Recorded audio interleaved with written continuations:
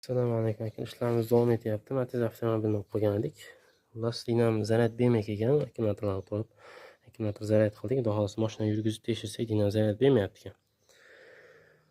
Xullas, dinamga qarasak, remen chiqib ketgan, remen yo'q. Shuni hisobiga dinam zaryad bermayapti.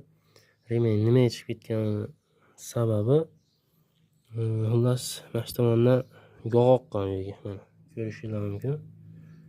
Yog' olib ketgan. Yo'q, remenda yo uzish holatiga olib kelib qo'ygan yokida chiqib ketib qolgan dinam. Remen. Menimcha uzilib ketgan bo'lsa kerak. Xullas, yog' oqib remenda uzib yuborgan xullas. Remen olib keldik, xudo xolasa cho'tka qilib qo'yib ishlarni bitirib beramiz.